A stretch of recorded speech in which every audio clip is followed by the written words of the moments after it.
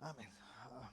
Señor, te pedimos que hoy nos bendigas, nos hables, trates con nuestra mente y corazón, nos enseñes, Señor, lo que hoy quieres hablarnos y que pongamos en práctica también.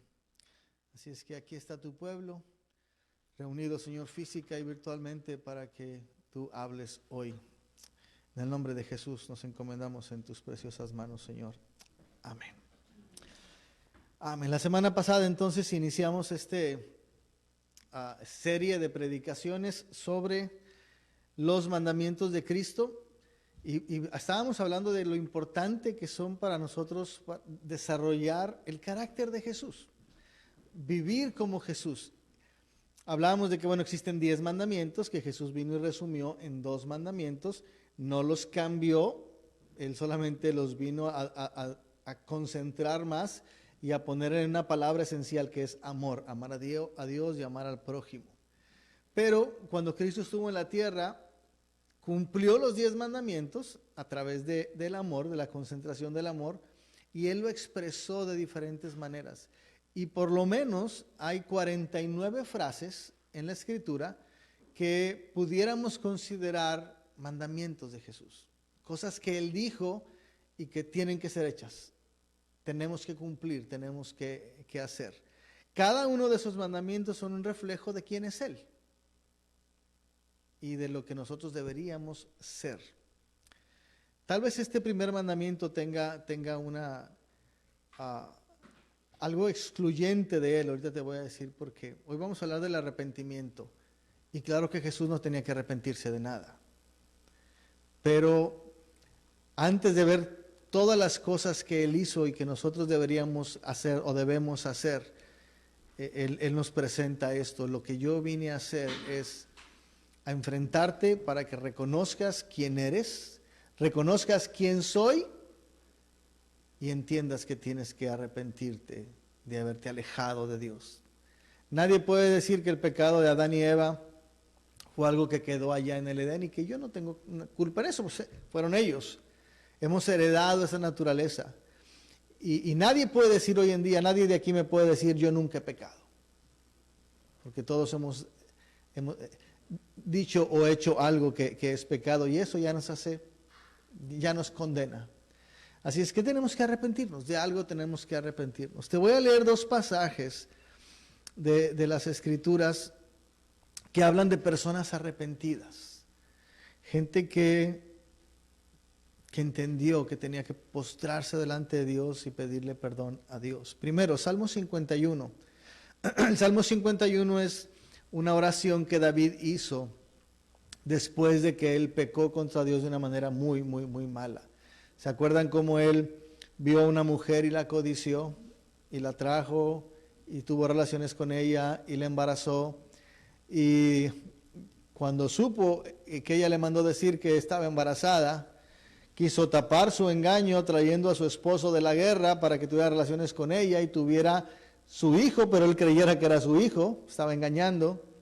Y cuando este hombre fiel al pueblo de Dios y al Dios del pueblo de Israel no quiso tener ese placer con su esposa porque sus hermanos estaban en guerra, al ver David que no pudo convencerlo, lo mandó matar. Y Urías murió. Así es que este hombre codicioso, adúltero, mentiroso, también fue un asesino. Y este hombre vino a pedirle perdón a Dios. Ahorita vamos a platicar un poquito de eso. Salmo 51, versículo 1, empieza David diciendo: ten piedad de mí, oh Dios, conforme a tu misericordia. Imagínate cómo se acerca a él.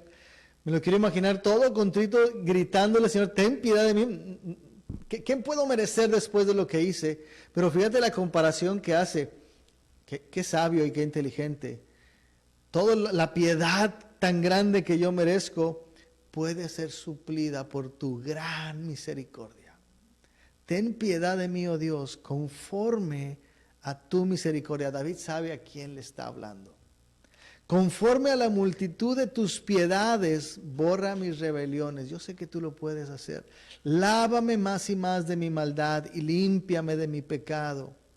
porque yo reconozco mis rebeliones y mi pecado está siempre delante de mí. Contra ti solo he pecado y he hecho lo malo delante de tus ojos, para que seas reconocido justo en tu palabra y tenido por puro en tu juicio. He aquí en maldad he sido formado y en pecado me concibió mi madre. He aquí tú amas la verdad en lo íntimo y en lo secreto me has hecho comprender sabiduría. Purifícame con hisopo y seré limpio. Lávame y seré más blanco que la nieve. Hazme oír gozo y alegría, y se recrearán los huesos que has abatido. Esconde tu rostro de mis pecados y borra todas mis maldades. Crea en mí, oh Dios, un corazón limpio, y renueva un espíritu recto dentro de mí. No me eches de delante de ti, y no quites de mí tu Santo Espíritu. Vuélveme el gozo de tu salvación, y espíritu noble me sustente. Pudiéramos sacar 6, 7, tal vez 10 predicaciones de algunas frases de este salmo, pero hoy solamente estamos haciendo referencia al arrepentimiento que el rey David tuvo después de haber pecado contra Dios. Otros 2 hombres que vinieron delante de Dios, Lucas capítulo 18, versículo 9. A unos que confiaban en sí mismos como justos, se creían que eran muy justos, y menospreciaban a los otros, Jesús les dijo esta parábola. 2 hombres subieron al templo a orar. Uno era fariseo, perfecto, cumplía la ley completamente. El otro publicano, un cobrador de impuestos, detestable y despreciado por el pueblo. El fariseo, puesto en pie, oraba consigo mismo de esta manera: Dios, te doy gracias porque no soy como los otros hombres, ladrones, injustos, adúlteros, ni aun como este publicano. Yo ayuno 2 veces a la semana, doy diezmos de todo lo que gano. Mas el publicano, estando lejos, no quería ni aun alzar los ojos al cielo, sino que se golpeaba el pecho diciendo: Dios, sé propicio a mí, pecador. Os digo que éste descendió a su casa justificado antes que el otro, porque cualquiera que se enaltece será humillado, y el que se humilla será enaltecido. Hoy vamos a ver, como decía, el primero de los mandamientos de Jesús, el arrepentimiento. Jesús dijo, Mateo 4:17, desde entonces comenzó Jesús a predicar y decir: arrepentíos porque el reino de los cielos se ha acercado. Mateo 4 está justo en el momento en que Jesús ha sido tentado también por Satanás.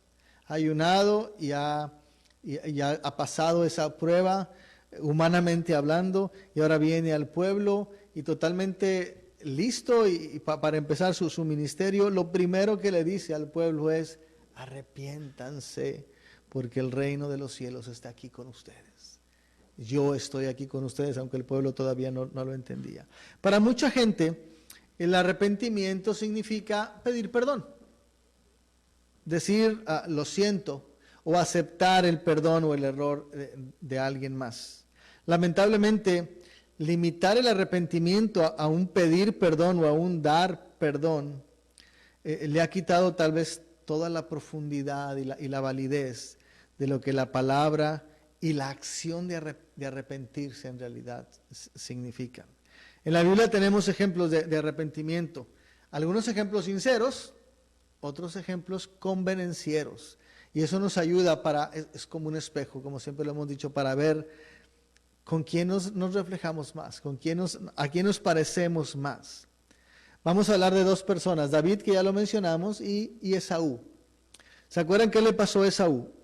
Esaú vendió su primogenitura a Jacob. Esaú tenía hambre y Jacob había preparado por ahí un plato de lentejas, algo muy, muy rico, y Jacob también muy codicioso, porque en realidad eso era su nombre, usurpador, es lo que significaba Jacob, por eso Dios se lo cambió después a Israel, pero quiso tomar ventaja y le pidió a Esaú que le vendiera su primogenitura.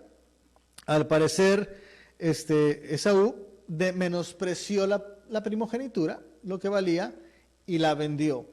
Es algo como que extraño, porque ¿cómo puedes vender algo que nadie podía quitarle a Esaú que él era el primero. Nadie se lo podía quitar. Él había nacido primero. Entonces, como que es ilógico poderle decir a mi hermano segundo, pues te cambio la posición, ahora tú eres mayor y yo soy menor. No se puede, ¿verdad? Ni por edad, ni por nada, pero el hecho es que Esaú menospreció la posición que Dios le había dado de ser el primero, y Jacob codició esa posición. Y al parecer, después de unos días, se le olvidó a Esaú que había menospreciado ese privilegio que Dios le había dado. Y cuando va con Isaac, su padre, para que le dé la bendición, resulta que Isaac ya se la había dado a Jacob, porque Jacob engañó a Isaac para hacerlo. Así es que después de que Esaú se ve afectado en ese sentido, otra vez, no le quitó la posición, porque eso no se podía hacer, pero le quitó la bendición de papá, que para nosotros hoy en día como que no parece tener tanta importancia, pero en realidad la tiene, y para el pueblo de Dios la tenía. El que el papá bendijera al hijo mayor de una manera especial tenía trascendencia. Eso afectaba espiritualmente, afectaba mentalmente, psicológicamente a la persona, y cuando no recibía esa bendición era otra persona. Pero es algo que Dios hace y que Dios provoca. Así que cuando Esaú perdió su primogenitura, si lo quieres decir así, lloró y lloró y lloró, y derramó bastantes lágrimas, y ¿sabes? Se arrepintió. De alguna manera lloró porque estaba arrepentido. Ahorita volvemos a Esaú. David, ya lo mencioné al principio, David codició, adulteró, mintió, asesinó. Vino el profeta Natán y le puso un ejemplo de un pastorcito que tenía una ovejita, y un hombre rico que tenía 100 ovejas, y ese hombre rico le quiso quitar al pastorcito su ovejita porque no quería matar ninguna de las suyas. Y le dijo: David, ¿qué hacemos con ese hombre rico? Y David dijo: mátalo inmediatamente. Y Natán le voltea la tortilla y le dice: pues ese eres tú. No quisiera haber estado en los pies de David. Me hubiera gustado ver su cara, cómo le hubiera cambiado el semblante después de enfrentarse con Dios de esa manera. David, cuando entendió esto y cuando Natán lo enfrentó, David también lloró. Lloró y lloró y lloró. Pero ¿sabes? Estos dos ejemplos de arrepentimiento, uno convenenciero, el de Esaú. ¿Por qué digo que es convenenciero? Porque Esaú lloró por lo que había perdido. Esaú lloró porque dejó de recibir algo que él quería recibir. David lloró sinceramente porque ofendió a Dios. Es por esa razón que el codicioso, adúltero, mentiroso y asesino fue perdonado, y el que menospreció su jerarquía o su nivel no fue perdonado.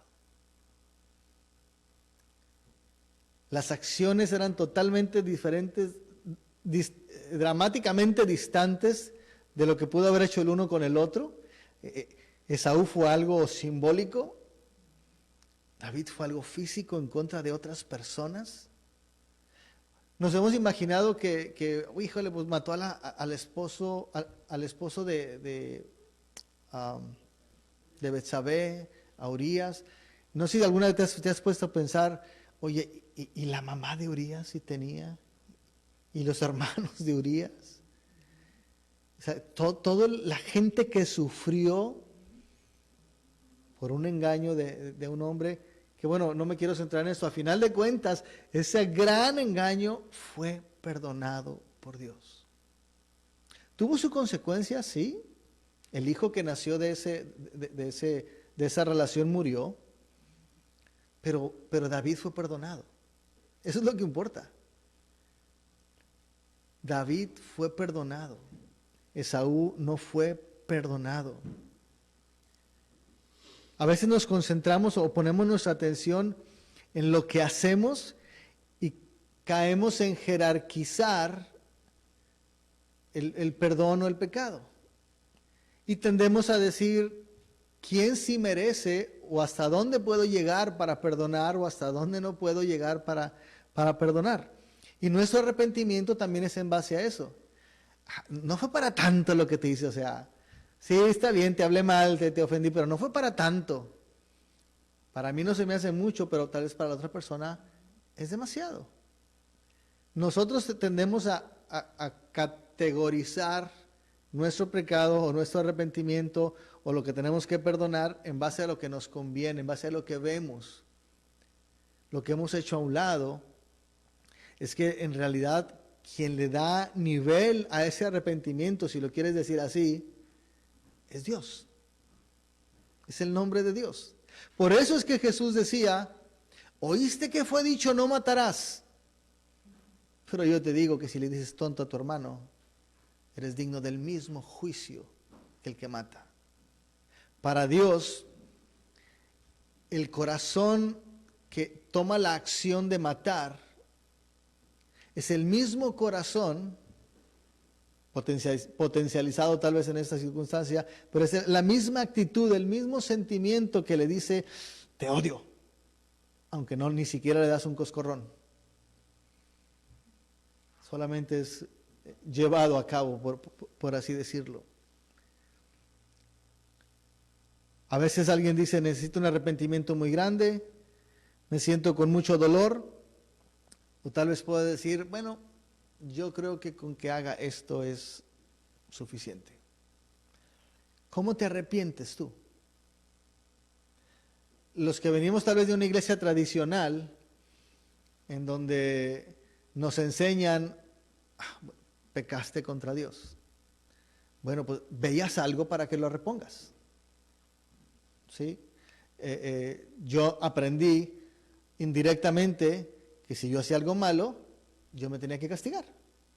Ya se los he platicado en alguna ocasión. Entonces, si yo pensaba que había hecho algo malo en mi casa, yo me iba y me encerraba en el baño, castigado. Cuando mi mamá no me encontraba, dijo, a estar en el baño. Entraba, ¿qué fue lo que hiciste? Te estás castigando tú solo, ¿qué fue lo que hiciste?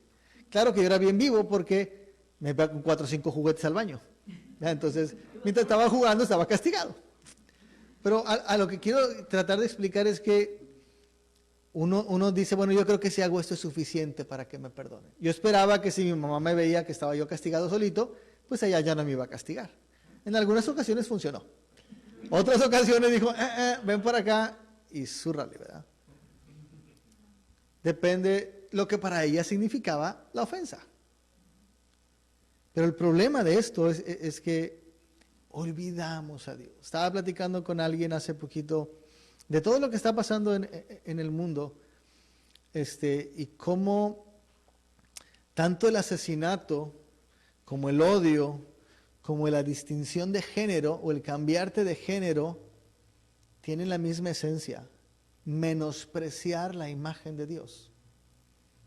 Cuando tú matas a una persona, tú estás dañando una persona hecha a la imagen de Dios. Cuando tú le dices tonto o ves para abajo a alguien, lo menosprecias, estás menospreciando a alguien que es hecho a la imagen de Dios. Cuando tú quieres cambiarte tu género, tu sexualidad, estás menospreciando la imagen que Dios puso en ti. El pecado no es tanto que mates o que le digas esto, que te cambies y te operes. Son cosas físicas. La base del pecado es que estás menospreciando a Dios. ¿Se acuerdan? Lo mencioné la semana pasada. La contraparte del arrepentimiento es el orgullo. Es decir, yo no lo necesito. Y cuando tú dañas a alguien de esta manera, asesinándolo o viéndolo para abajo, o cambias esa imagen por poner este mismo ejemplo, tú estás teniendo orgullo para decirle, no me importa, Dios, quién eres, ni lo que pienses, ni tu imagen puesta en los hombres. Yo hago esto porque quiero, o hago esto porque quiero, o hago esto porque quiero. Nuestro arrepentimiento entonces está basado en lo que nosotros vemos. Pero para poder tener un arrepentimiento real, al punto que voy, es que tenemos que volver nuestros ojos hacia arriba y ver a aquel que en realidad es el que pone el estándar de lo que debe ser arrepentido. A veces ponemos nuestra atención en las personas en las que ofendemos, no en las circunstancias, sino en las personas. Y con eso le damos valor al arrepentimiento. Si esta persona se merece que yo me humille delante de ella para pedirle perdón, o no se lo merece. A lo mejor yo le hice algo malo, pero ella ha hecho más cosas malas, entonces no se lo merece.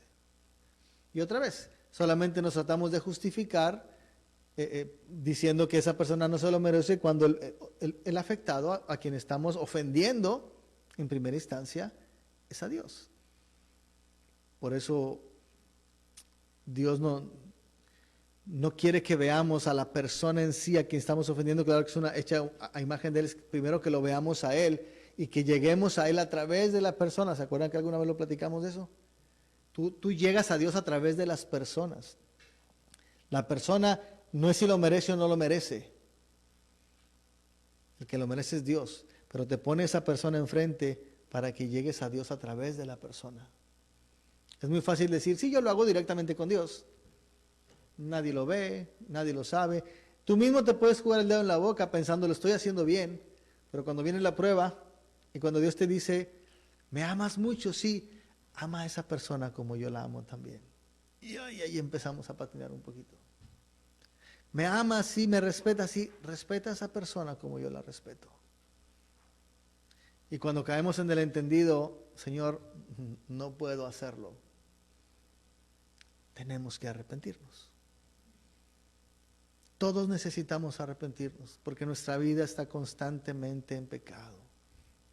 ¿Se acuerdan? Alguna vez vimos, nuestra vida es como un motor de dos tiempos, arrepentimiento y fe. Me arrepiento y Dios me vuelve a dar la fe para creer y luego peco otra vez y me tengo que arrepentir. Nuestra vida, por la consecuencia del pecado, tiene que vivir esa dualidad, arrepentimiento y fe. Es un ejercicio que tenemos que vivir. Si olvidamos el arrepentirnos y nos vamos a creer siempre, siempre santos, algún día nos vamos a caer muy feo. Porque en realidad estamos pecando, somos pecadores. Claro que Dios ha perdonado nuestros pecados. En la cruz del Calvario hace 2000 años, solamente se manifestó el perdón de los pecados que habían sido decretados antes de la fundación del mundo y hasta el fin del mundo. Pero en la cruz fue manifestado. Yo creo que Dios me perdonó aún desde antes de que naciera y aún hasta que me muera. Pero en mi vida, el desarrollo de mi vida, la práctica de vivir ese perdón, tiene que ser en arrepentimiento y fe. Arrepentimiento y fe. Tenemos que aprender a vivirlo. Por ejemplo, voy a tratar de ser un poquito más claro. Si escuchas una mentirilla, si le echas una mentirilla a una persona y ella se ofende y te dice que ya no te brindará su amistad porque le mentiste y dices lo que decía ahorita, no era para tanto. O sea, bueno, pero si tú no quieres, pues tú te pierdes mi amistad. ¿Verdad? Allá tú. Pero si le echas la misma mentirilla a tu novia o a tu novio y se ofende y quiere terminar contigo, ¿qué es lo que haces? Mi amor, perdóname por favor, no me di cuenta, ay terroncito, si fue nada más algo que dije. O sea, le suplicas y le suplicas y le suplicas que te perdone. ¿Por qué? Porque la persona te interesa. La otra persona no te interesa. Solamente para reafianzar un poquito cómo somos convenencieros. Y lo hacemos cuando queremos o no. El arrepentimiento no se debe a lo que hacemos ni a lo que perdemos de algo o de alguien. Se debe a quién ofendemos. Y en primera instancia, nuestra ofensa principal es hacia Dios. Y eso rompe nuestra relación. Hay una frase que puse ahí en la pantalla que espero que la puedas poner, Dani. Por eso es que el arrepentimiento no es una acción de un momento, sino que es una actitud constante de un corazón contrito y humillado delante de Dios y delante de otros. Porque la realidad es que en nuestra condición pecadora constantemente estamos cometiendo acciones pecaminosas. El arrepentimiento continuo debe llevar implícita la súplica. Como David lo decía a Dios, ten misericordia de mí, que soy pecador, o como lo decía el hombre que estaba orando en la sinagoga. Esto fue lo que sucedió cuando el apóstol Pedro estaba predicando recién haber recibido el Espíritu Santo, y predica a toda esa gente y la gente le dice, Pedro, ¿qué tenemos que hacer para ser salvos? ¿Y qué les dice Pedro? Arrepiéntanse. El arrepentimiento es una demostración de fe. Esta palabra no le gusta a la gente. He ido lo mencioné hace tiempo. Me gustaba mucho de joven ir a conciertos y escuchar a los artistas cantar y cantar y cantar. Los últimos 5 o 6 conciertos que fui, ya no tan joven, ahora ya de más joven adulto, me sorprendía que los artistas quieren hablar de Dios y te dicen, ¿sabes que Dios tiene un plan maravilloso para tu vida? Él te ama, ven y cree en Jesús. Pero nunca mencionaban o nunca mencionan, Él murió en la cruz para perdonar tus pecados, así es que si vas a venir a Él, tienes que venir arrepentido. Te ofrecen lo bonito y es una realidad. El Señor tiene un plan para nosotros, nos ama, dio su vida por nosotros, pero también pide de nosotros que nos arrepintamos. Que reconozcamos que ese sacrificio en la cruz fue por nuestro pecado que Él perdonó. A la gente no le gusta escuchar eso. No sé si a ti te esté gustando escuchar eso, pero es necesario. El primer mandamiento que estamos viendo de Jesús y es hoy aplicado para nosotros es arrepiéntete porque el reino de los cielos está aquí. Por eso nuestra eslogan de nuestra visión, el cielo en la tierra. Si quieres vivir como si estuvieras en el cielo, ¿cómo logramos eso? Nuestra misión, creciendo en el conocimiento de Jesucristo, la única manera de lograr eso es primero arrepintiéndonos. No sé qué tan seguido lo hagas, no sé si lo has hecho o no lo has hecho. Hoy va a ser un buen momento para hacerlo. Para venir, como decíamos hace un ratito, vengo a rendirme a tus pies, agradecido Señor porque me perdonaste, arrepentido porque soy pecador pero tú me has cambiado. Lo primero que Jesús dijo fue arrepiéntete. El apóstol Juan escribió en Juan 1:9, si confiesas tus pecados, Él es fiel y justo para perdonar tus pecados y limpiarte de toda maldad. Él es fiel y justo para hacerlo. ¿Cómo podemos darnos cuenta que estamos desarrollando y viviendo o poniendo en práctica el arrepentimiento verdadero sin caer en jugarnos el dedo en la boca a nosotros mismos o engañarnos? 3 cosas que te las voy a decir muy rápido. Primero, el arrepentimiento implica un cambio de pensamiento con respecto a nuestros pecados. Es algo que tenemos que aprender a aceptar de Dios y a disciplinarnos para hacerlo. Le damos un valor real a la consecuencia del pecado. Tu mentirilla blanca no es algo que no daña a nadie. Tu mentirilla blanca es consecuencia de una mente que se quiere proteger, que no quiere que la gente sepa cómo eres, por miedo, por orgullo, por idolatría, lo que es consecuencia de haberle dicho a un Dios, no te necesito, por eso quiero ser así. ¿Me estoy explicando? Delante de Dios no hay mentiras grandes o pequeñas. Delante de Dios no hay pecado grande o pequeño. El pecado demuestra una ausencia de Dios. Y eso es la consecuencia grave del pecado. Lo que tenemos que aprender es que cualquier cosa que yo haga que transgrede la ley de Dios, los mandamientos de Dios, los principios de Dios, y que delante de Él son pecados, tienen una consecuencia eterna. Creo que viene más abajo esos versículos, pero los voy a adelantar. La paga del pecado es muerte. Eso es el pecado. Déjame ponerte unos ejemplos otra vez. Decía que si alguna vez has hablado mentira a alguien y la mentira, como decía ahorita, es un serio crimen. Éxodo 20:16 dice, no hablarás contra tu prójimo falso testimonio. No vas a decir cosas que son mentiras de otras personas. Y Dios lo puso en su ley diciéndote no lo vas a hacer otra vez, porque si haces eso, no estás ofendiendo solo a la persona, me estás ofendiendo a mí. Refleja que estamos actuando bajo la influencia de Satanás. Mira lo que dice Juan capítulo 8. Jesús le decía a los fariseos, vosotros sois de vuestro padre el diablo, y los deseos de vuestro padre queréis hacer. Él ha sido homicida desde el principio y no ha permanecido en la verdad porque no hay verdad en él. Cuando habla mentira, de suyo habla o de lo suyo habla porque es mentiroso y padre de la mentira. Solamente estamos poniendo un ejemplo de una mentirilla blanca. El autor de la mentirilla blanca es Satanás. Quien inventó las mentirillas blancas fue Satanás. Alguien que está en contra de Dios y que quiere ponernos en contra de Dios. Apocalipsis 21, versículo 8. El castigo para los mentirosos, pero los cobardes e incrédulos, los abominables y homicidas, los fornicarios y hechiceros, los idólatras y todos los mentirosos tendrán parte en el lago que arde con fuego y azufre, que es la muerte segunda. ¿Cómo puedes decir tú que crees en Dios si con las mismas palabras que dices crees en Dios, con la misma boca que dices crees en Dios, con la misma boca dices mentiras?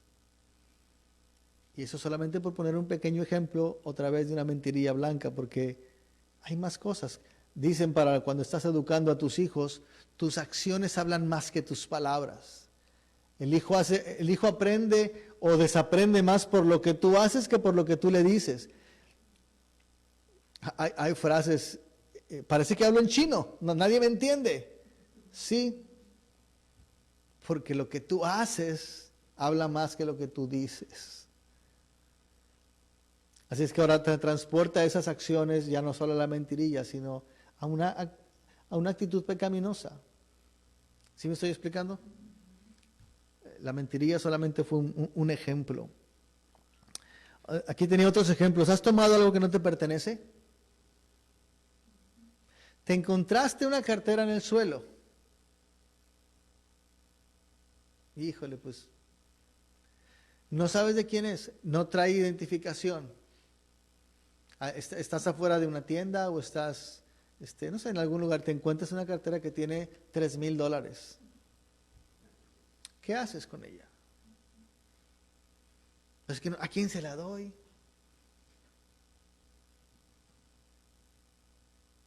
Pues puedes ir a la tienda y decir, ¿sabe? A alguien se le cayó esta cartera.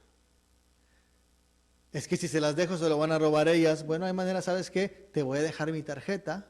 Si alguien viene a reclamar la cartera, dile por favor que me hable, yo la tengo. Y cuando la persona te hable, porque te puede hablar la misma persona, es bueno, ¿cómo era la cartera? Digo, hay formas de hacerlo, ¿verdad? Pero la actitud de hacerlo. ¿Me quedo con el dinero total? ¿Quién se va a dar cuenta? ¿O en realidad tienes la actitud de devolverla? Porque si te quedas con la cartera que te encontraste en la calle y no tuviste la actitud de ver de quién es, eres un ladrón. Te estás quedando con algo que no es tuyo. ¿Has deseado algo que no te pertenece? ¿Has querido tener algo de otra persona que no te pertenece? No se la robaste. Nada más, ay, cómo me gustaría tener eso a mí también. Y de repente te dices, chihuahua, se me agüitó el día porque vi que fulanito tiene algo y yo no lo tengo, pero pues bueno. Pareciera que no pasa nada, pero eres un codicioso. Y la Biblia dice, no codiciarás. ¿Has odiado a alguien que te lastimó? Alguien te dañó, te robó, te golpeó. Lo has odiado, le has deseado, si no que se muera, por lo menos que le pase algo para que sienta tantito. ¿Has sentido algo contra alguien? Eres un asesino. Porque Jesús dijo, si le dices tonto a tu hermano, necio a tu hermano, eres digno del mismo castigo que el que mató. Imagínate hasta dónde Jesús lleva los mandamientos. ¿Tenemos algo de qué arrepentirnos? Claro que tenemos algo de qué arrepentirnos. Santiago capítulo 2, versículo 10. Cualquiera que guardare toda la ley, pero ofendiere en un punto, se hace culpable de toda la ley. No hay excusa. El hecho de que tú cometas algo que tiene una consecuencia menor a otros que hacen otras cosas, no te hace menos pecador que ellos. Eres igual de pecador porque transgrediste la misma ley que él transgredió en otro nivel. El verdadero arrepentimiento nos lleva a ver el pecado como Dios lo ve, abominable. Aquí es donde te decía Romanos 3:23, todos pecaron y están destituidos de la gloria de Dios. Romanos 6:23, la paga del pecado es muerte. Así que lo primero que tienes que hacer, lo primero que podemos poner en práctica para saber si estamos viviendo una vida de arrepentimiento real y constante, tenemos que cambiar nuestro pensamiento, nuestro concepto del pecado. El pecado es atroz, el pecado daña, el pecado mata y condena. ¿Qué otra cosa tenemos que hacer? El arrepentimiento implica un cambio de emoción sobre el pecado, lo que sientes sobre el pecado. Ya no es tan dulce pecar. Pues sí, yo sé que tal vez a Dios no le agrade mucho, pero no le hago daño a nadie y pues la verdad que es padre echarse y perder el control un poquito cuando te tomas alcohol. O sí, yo sé que no, pero oye, la verdad que es bien padre estar chismeando con la gente, ¿verdad? Se está recibiendo información de otros y hasta meter un poquito así, pues se le pone emoción. Lo disfrutamos. No es solo cambiar el concepto, sino es cambiar la emoción, es decir, ya no desearlo, sino aborrecerlo. Es algo que tenemos que pedir ayuda al Espíritu Santo, que nos ayude a aborrecer el pecado como Jesús lo aborrece. Que ya no sea agradable pecar, que ya no es insignificante pecar, ahora sí tiene una profundidad, es aborrecible, ahora te da asco el pecado. Como cuando ves algo que te hace querer devolver. Así debería ser el pecado para nosotros. Algo que nos provoque querer rechazarlo. Pero dime si no, en realidad, yo creo que eso no está muy bien, pero nada más tantito. Una película, una plática, una comida, no sé. Isaías 53:5 está hablando de Jesús, una profecía, mas Él herido fue por nuestras rebeliones, molido por nuestros pecados, y el castigo de nuestra paz fue sobre Él, y por su llaga fuimos curados. Para que Jesús quitara la consecuencia del pecado, tuvo que sufrir. Tuvo que sufrir mucho. Siempre lo ponemos, ¿te acuerdas? Tuvo que sufrir físicamente. Tuvo que ser rasgado en su espalda, tuvo que ser ofendido, tuvo que ser escupido, golpeado. Tuvo que vivirla mal. Por ti y por mí. Pero ¿te acuerdas lo que he dicho? Bueno, el apóstol Pablo también lo vivió. Y tal vez más. La consecuencia, la diferencia es que molido por nuestros pecados, el castigo de nuestra paz fue sobre Él. El castigo para que tuviéramos paz fue sobre Él. Y para mí eso se refiere a que Dios le dio la espalda. Por eso Jesús en el huerto de Getsemaní le decía, papá, si puedes, pasa de mí esta copa. Y yo siempre he dicho, no estoy seguro que se refería al castigo, porque él sabía lo que iba. Él había decidido pasar por ese sufrimiento y por ese sacrificio. Desde mi perspectiva, él estaba diciendo, papá, no me vayas a dejar solo. No me dejes solo, por favor. Porque él sabía que el tomar en su cuerpo, en su vida, nuestro pecado implicaba que Dios lo abandonara. Y por eso cuando está en la cruz, en un momento grita, Dios mío, ¿por qué me has desamparado? Cuando Dios le dio la espalda.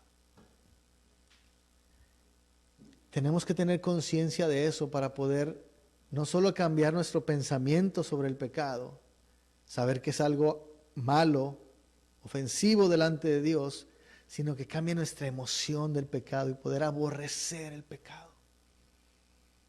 Decirle, porque esto no es digno de que Jesús haya cargado por eso, por mi culpa. Ya no lo podemos cambiar, pero por lo menos cambiar ese sentimiento que tenemos, que en vez de disfrutarlo lo podamos aborrecer. Y número 3, el arrepentimiento implica un cambio de dirección. Literalmente, arrepentimiento significa esto: darte la vuelta a 180 grados.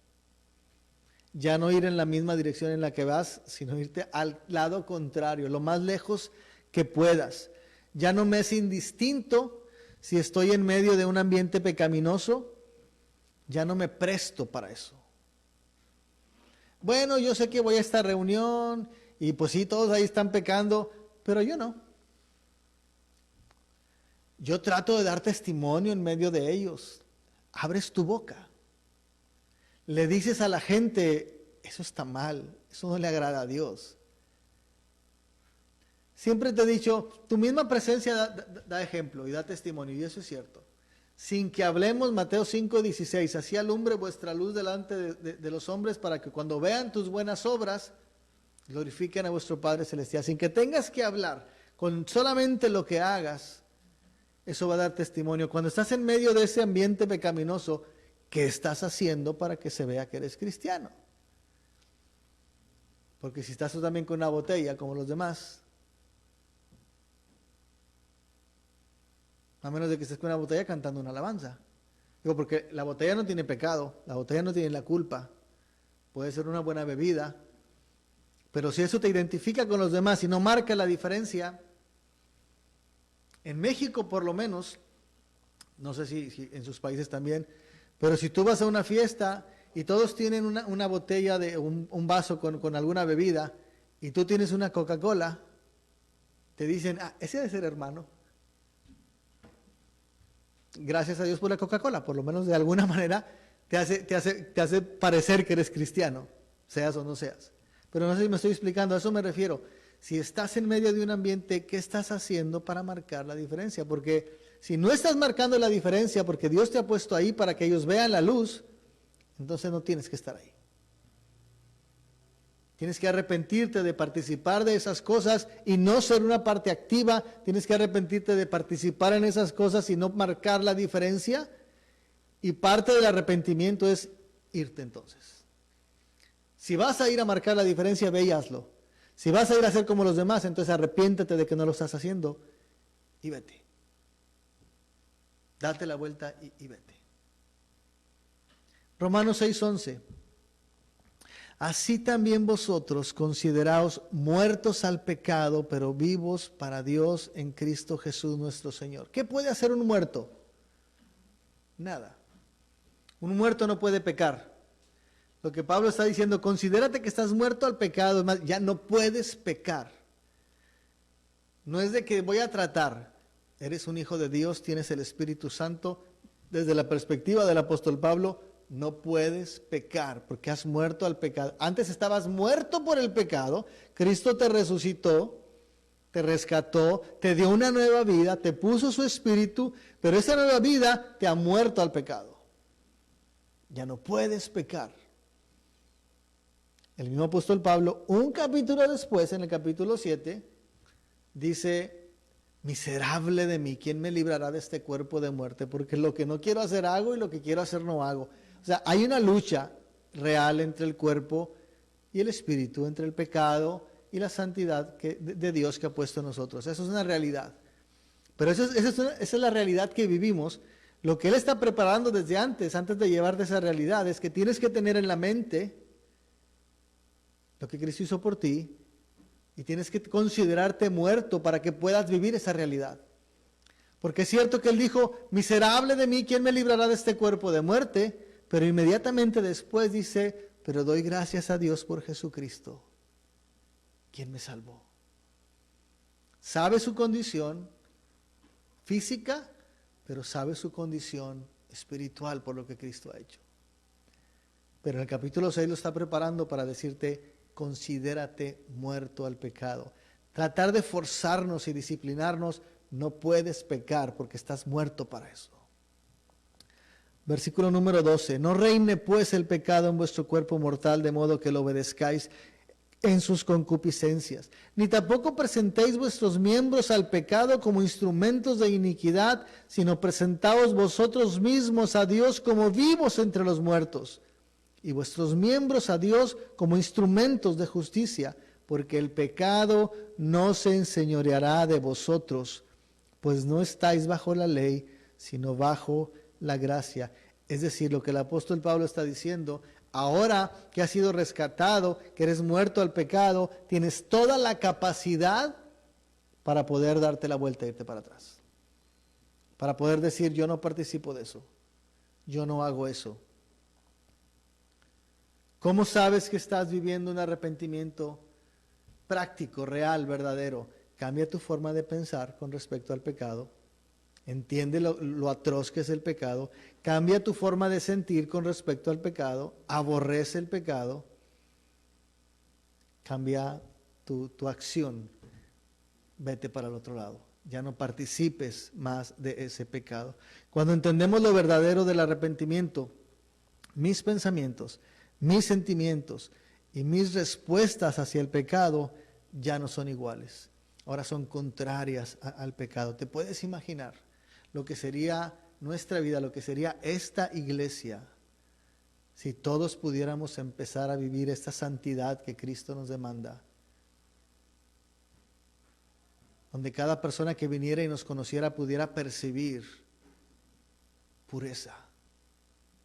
Por lo que Cristo hizo, por su Espíritu obrando en nosotros, y porque sabe que si tú le dices sí, es sí. Si tú le dices no, es no. Si tú le dices voy a ir, vas a ir. Si tú le dices no voy a ir, no vas a ir. Si tú le dices esto es lo que debe ser, la persona dice eso es lo que debe ser. ¿Me estoy explicando? Que diga, se me hace que me quiere picar los ojos. Entonces no estamos reflejando quién es Jesús. Que pudiéramos reflejar en realidad quién es Jesús. ¿Cómo es que el arrepentimiento refleja a Jesús y su trabajo? El propósito de arrepentirnos es convertirnos en miembros del reino de Dios. Jesús dijo, arrepentíos porque el reino de Dios se ha acercado. Es decir, la única manera en la que puedes entrar y participar en el reino de Dios es que tienes que arrepentirte. Tienes que reconocer quién soy yo, tienes que reconocer que eres un pecador y tienes que pedir perdón por eso. Es la única manera de que puedes entrar. Jesús le dijo a Nicodemo, de cierto te digo que el que no naciere de nuevo no puede entrar en el reino de Dios. Ese nacer de nuevo es arrepentirse, es volver para atrás, es volver a nacer, lo que Jesús le decía. El arrepentimiento tiene una recompensa. Hechos capítulo 3, versículo 19. Así que arrepentíos y convertíos para que sean borrados vuestros pecados, para que vengan de la presencia del Señor tiempos de refrigerio. El arrepentimiento demuestra fe en Dios, demuestra confianza en que Él, santo, puro, siendo Dios, tomó nuestro lugar, pagó nuestro pecado. Eso es lo que tú confiesas en el arrepentimiento. Y eso genera perdón de pecados. Y además de eso, dice tiempos de refrigerio. ¿Por qué? Porque se restablece la paz entre Dios y nosotros. Porque ya sabes, ¿sabes la razón de nuestra ansiedad? La razón de nuestra inseguridad, la razón de nuestra insatisfacción personal es que no somos capaces de sobrellevar nuestra vida, de solventar nuestra vida, de controlar nuestra vida. Porque hay cosas fuera que son más fuertes que nosotros. Nosotros mismos a veces ni nuestro pensamiento ni nuestros deseos los podemos controlar. Y esa ansiedad es porque no puedes hacerlo. Tu misma vida está fuera de control. Cuando Cristo viene y toma control de tu vida, hay paz. Porque dice, lo que yo no podía hacer, Él sí puede.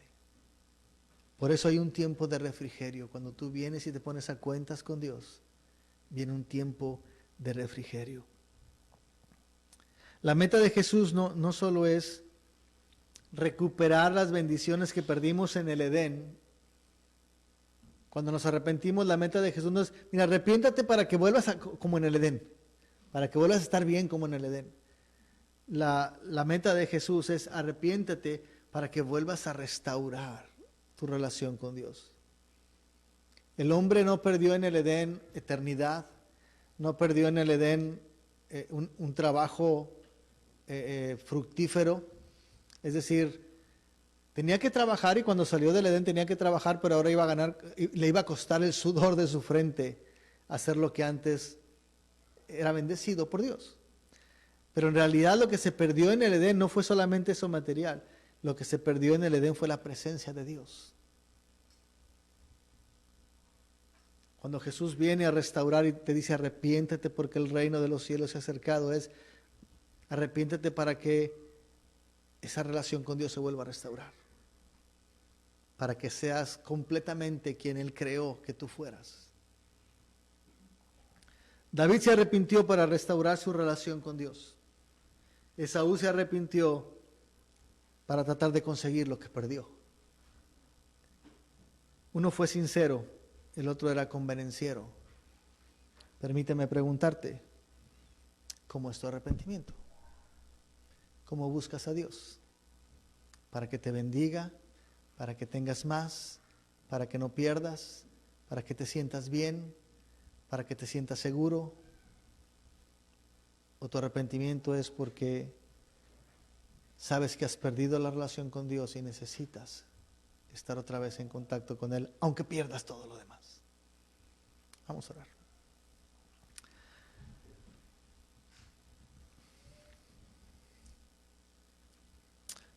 Señor, muchas gracias por tu palabra y por esta primera frase, Señor, que Jesús pone delante de nosotros, a la que debemos tomar como un mandamiento serio, Señor, en nuestra vida. Arrepiéntete, porque el reino de los cielos está aquí. Señor, por favor, ayúdanos y enséñanos a entender la realidad del arrepentimiento. Lo que es en realidad creer en ti, depender de ti, someternos a ti y en realidad vivir una vida de arrepentimiento. Ayúdanos, Señor, para no ser convenencieros, para no querer recuperar lo que perdimos o no querer ser castigados por algo. Ayúdanos a entender, Señor, que la realidad de lo que se ha perdido eres tú, nuestra relación contigo. Y nuestro arrepentimiento debe ser para estar otra vez en comunión contigo.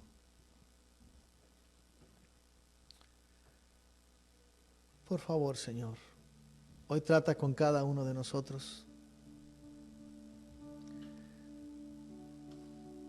Ayúdanos, esfuérzanos, danos ese empujón que necesitamos tal vez para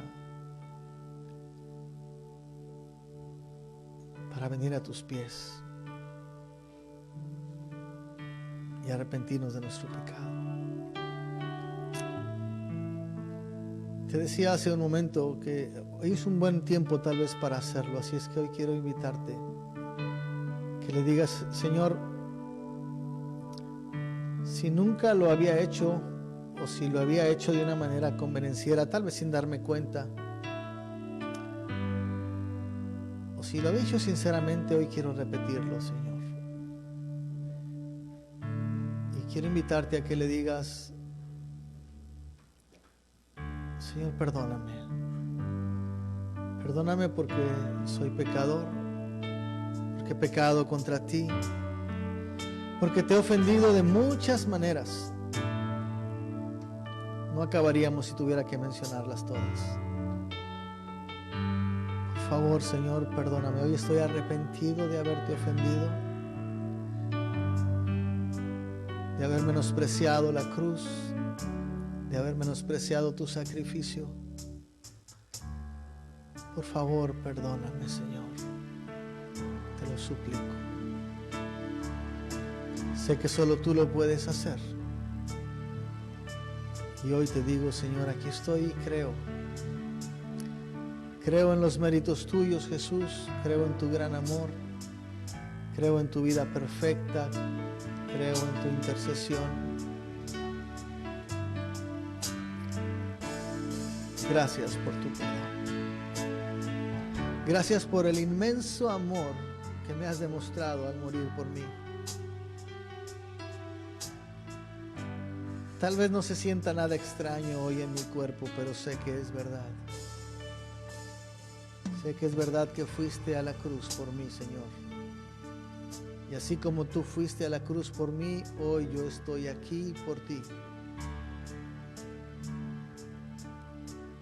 Porque tú, solo tú eres mi Rey.